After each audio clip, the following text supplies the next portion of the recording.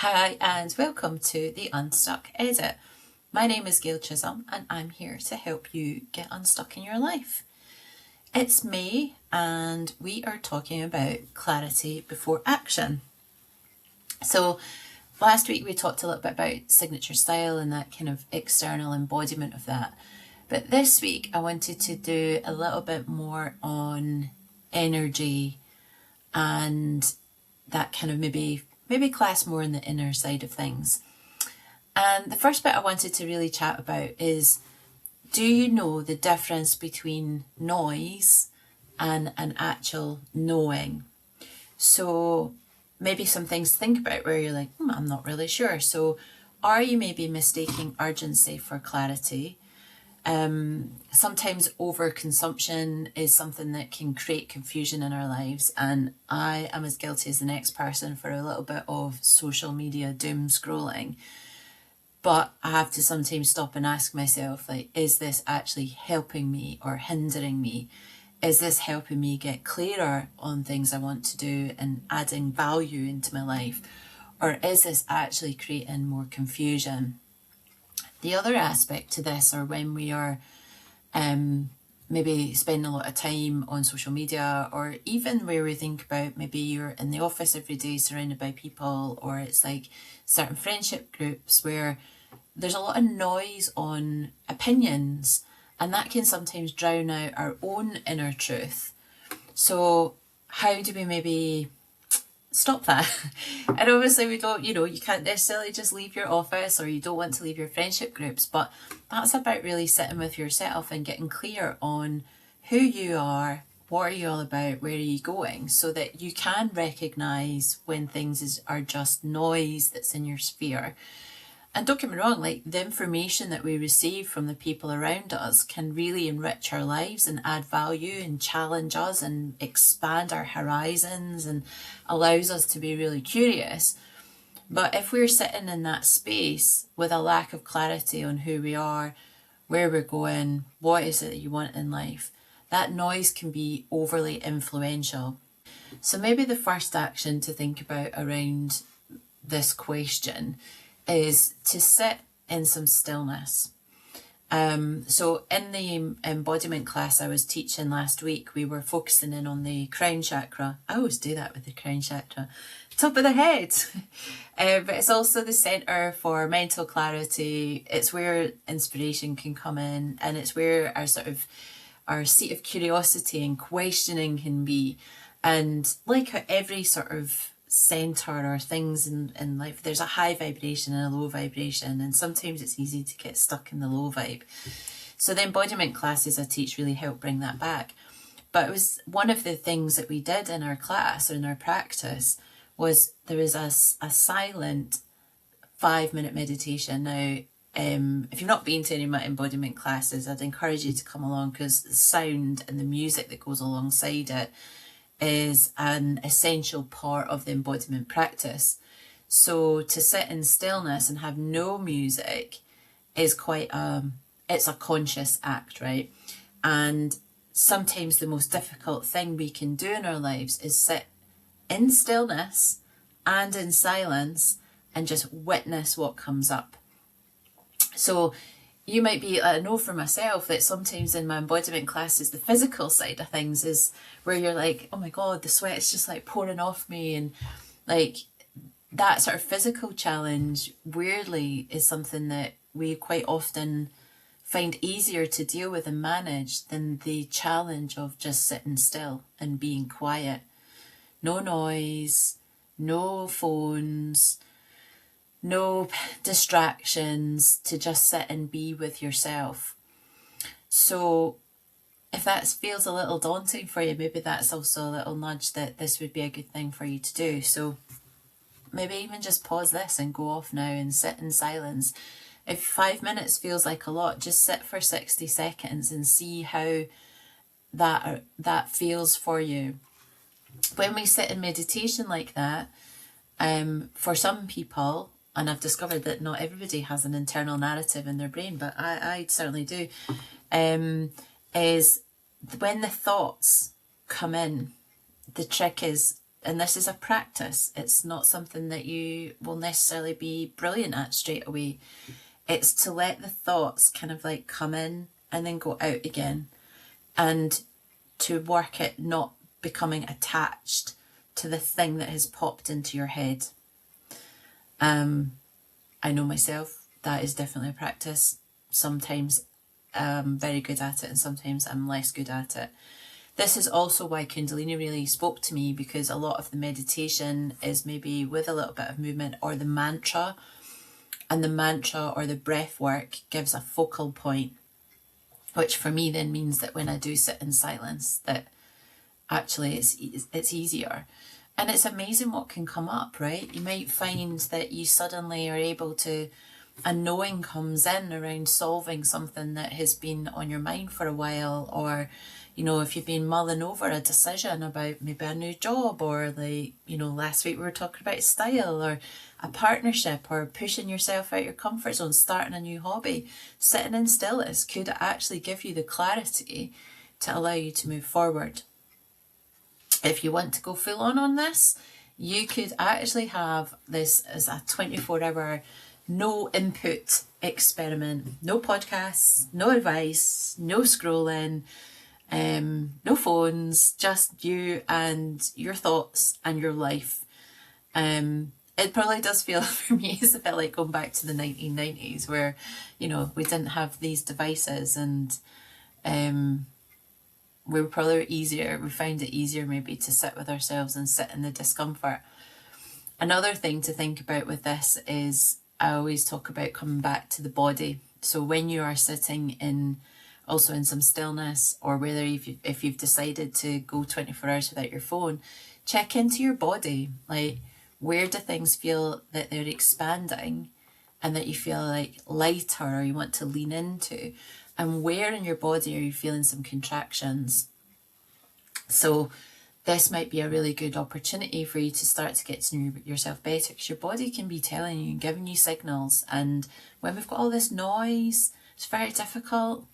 Our body doesn't necessarily have a voice. It has its voices through sensations. It's also its voices through, can be an illness.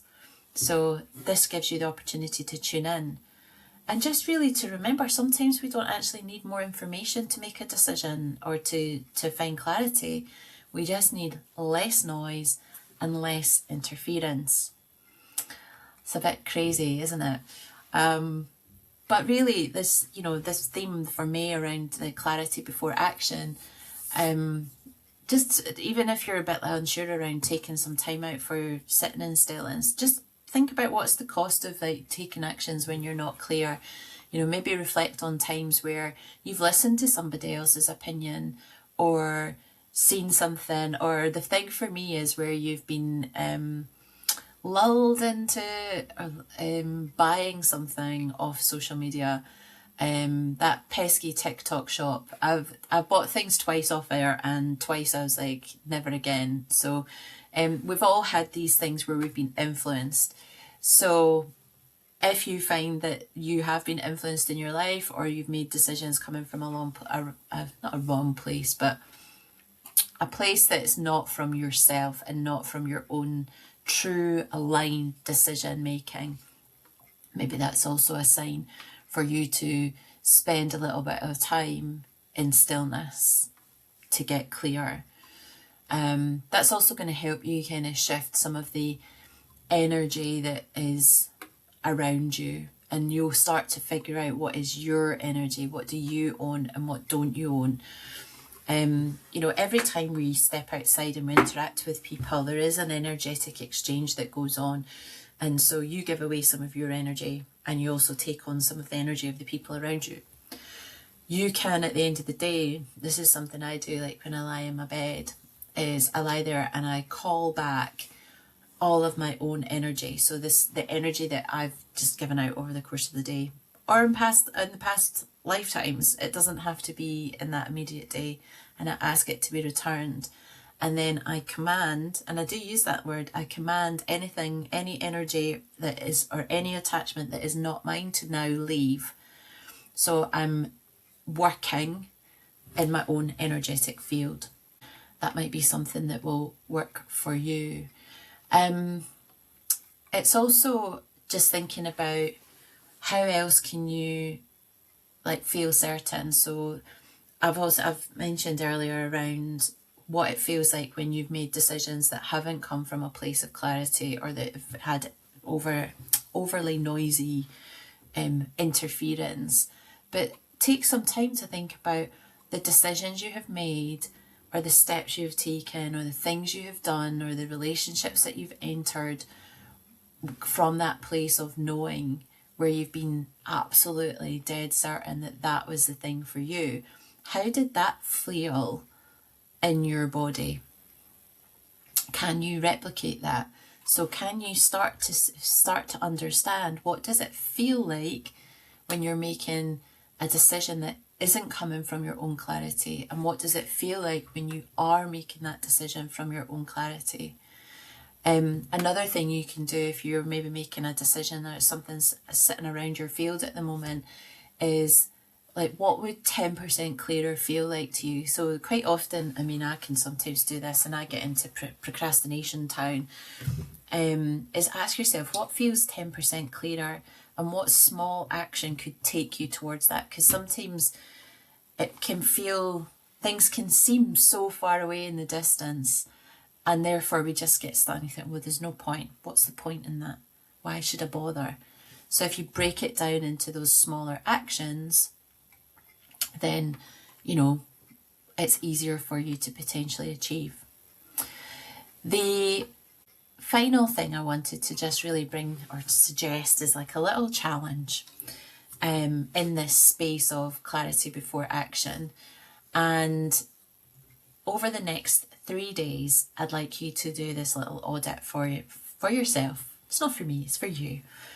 And this is really going to help you tune into your knowing and what that looks like for you, because your knowing will be different to me. And if you've done anything under the human design realm, this might make sense to you. So I'll give you an example. So I'm actually a self-projected projector.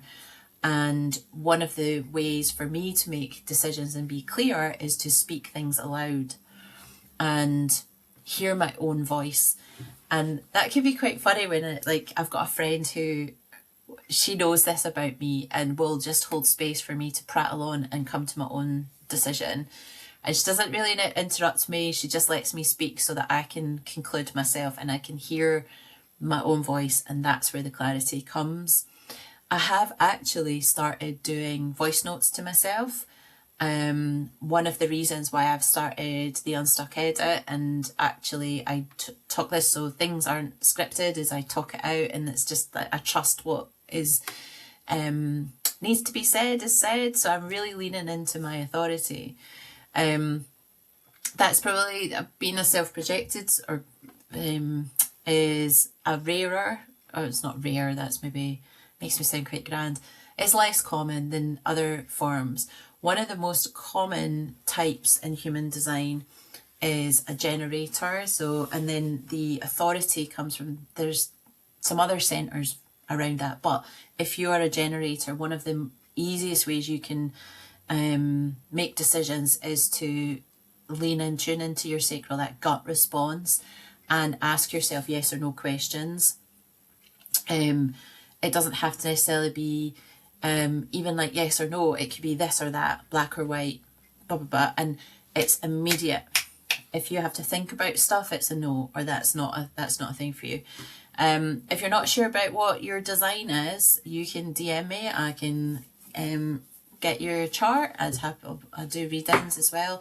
But there's loads of free resources. So get curious about human design. It was a proper permission slip and transformation in my life, to the point where I then decided to go and study it. However, I digress from the clarity audit. So for the next 3 days, what I'd like you to do is to just, I'm going to say pause before an automatic yes. Now, obviously, if you're a generator, you're just like, this is a contradiction, Gail.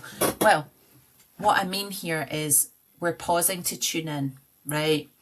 If it is an automatic yes, like, and actually over the course of the 3 days, you're going to start to figure out whether that automatic yes is coming from a gut response that you're feeling, or is it actually coming from a conditioned response? So the little pause that you're going to take is going to start to get you thinking, is this yes from my gut, or is this yes from the noise? Okay, so that's what the first thing you're going to do. And in that little pause, you're going to start to notice what energy is draining you.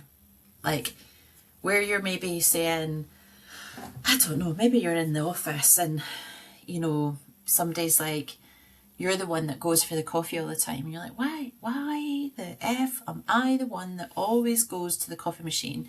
Or is it that you're like, you know, because you think, well, I'm thirsty, I'm going to go, I'm a nice person, I'm going to go and get everybody. But if you're like, this is draining my energy, think about doing something different. Could you maybe just take your own coffee into the office and see what happens around you? I mean, that's a very basic example, right? But what you're going to start to figure out is, are you saying where you're saying yes under obligation and where the energetic drain is, and you're going to then allow yourself the opportunity to set better boundaries, to change things, to make different decisions, to live your life differently, to take those small things, that 10% clearer thing I was just talking about. Like, what is the small action you can take? And when you start to understand where, because your body is telling you, like, oh, this is not good. And it might even be where you find yourself going, like the sag in, like, oh, do I have to? And just that little pause before you're going into the automatic response is going to be open up your mind. And I promise you, you're going to learn so much about yourself in just 3 days. If you really would like to dial it up, I challenge you to spend 10 minutes every day in silence and stillness. So this isn't, I'll do the dishes whilst I'm not talking to anyone and have no music on or no podcast, or I'll walk the dog and I'll not listen to something. No. Let's go full on. We're doing silence and stillness. Are you finding yourself being fidgety? What are the things going through your head? See if you can breathe through it. Sometimes even just coming back to long, deep, slow breathing will really help, and to not form attachments. And sometimes that might be, I've automatically put my hands to my heart space there, because sometimes we need to sort of like feel ourselves, feel our body again. Like, you know, because sometimes when we sit in stillness and quiet, it can feel overwhelming and emotions can come up, and this is your opportunity to process and release and let these things go.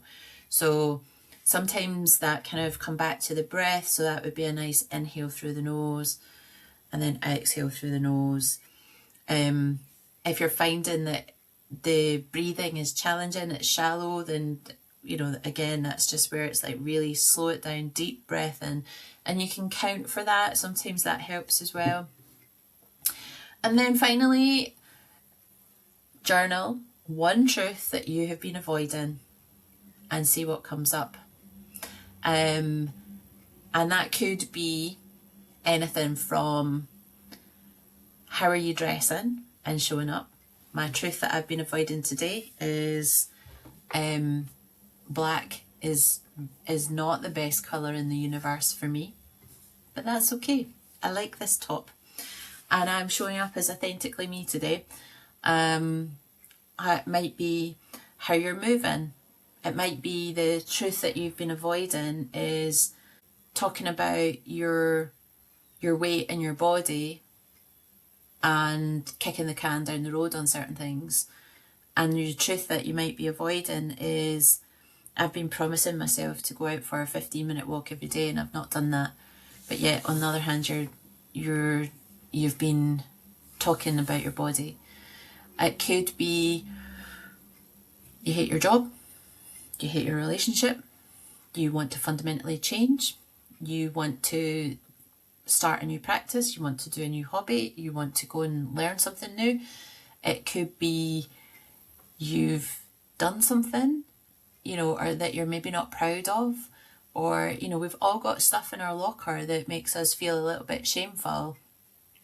And journaling on them can really help. And when you journal on what you've been avoiding, just free format, let what comes up comes up.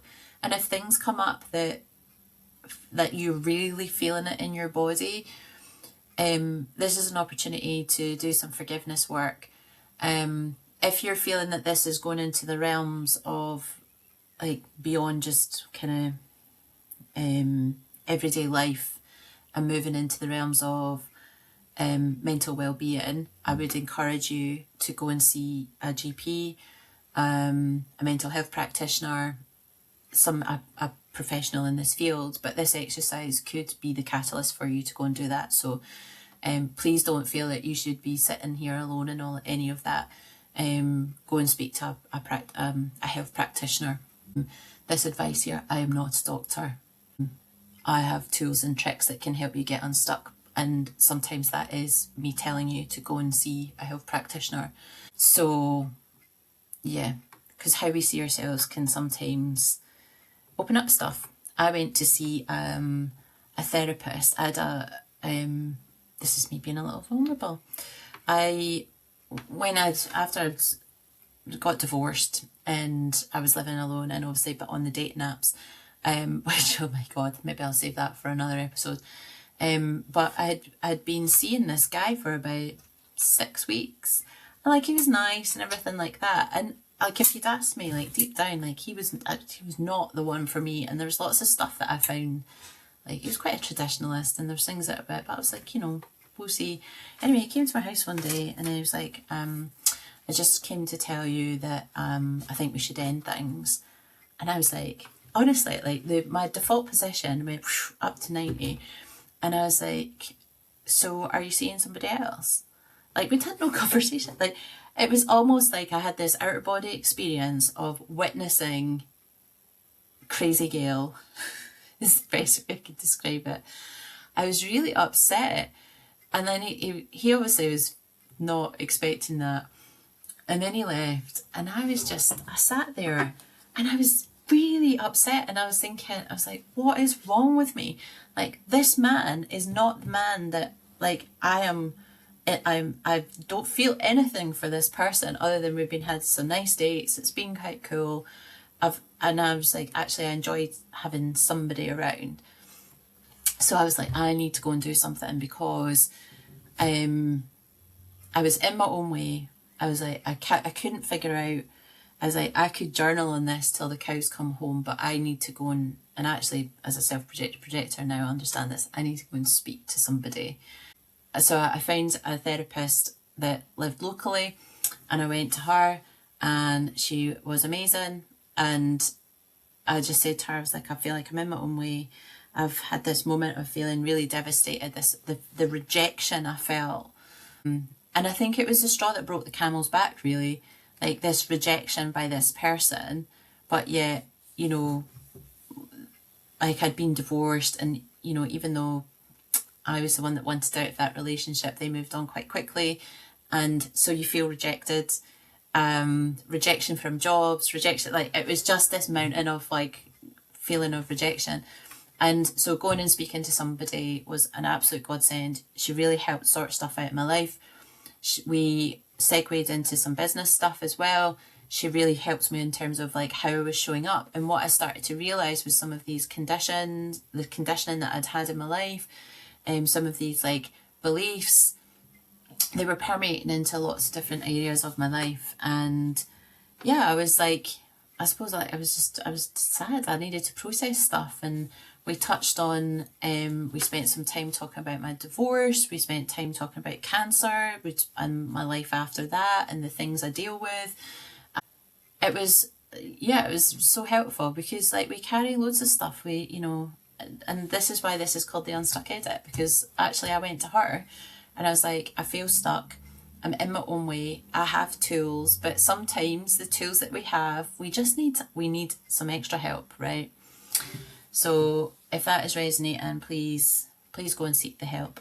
It will be worth its weight in gold. Anyhow, that took a little bit of a weird segue into me being quite honest around where things are or where things were. And the advice and the tools that she supported with me, that I use them even like today. And yeah, it's just, we do what we do, right? But getting clear on what I want out of life was really helpful. She helped me do that as well and helped me realise where things were where I was being blocked. And that clarity is being a godsend. And that's what's brought me here today. So yeah, getting clear before action. This clarity audit, it can be sticky, I'm not going to lie, but it can be super powerful. I would love to hear if you have done any of the little actions in today's video. What, maybe even if you want to share, what part of your life did you look at doing this with? Have you sat in stillness and quiet? What came up? Has it helped you process anything? Have you got to know yourself better? That's always a good one. And remember, you are amazing. Don't forget that. And you're just exactly where you need to be at the moment. Don't know why I felt like I need to say that, but maybe somebody needed to hear that today. So thank you so much for hanging around and watching and listening to the Unstuck edit. I am super grateful that you're here. And until next time, I will speak to you soon. Bye.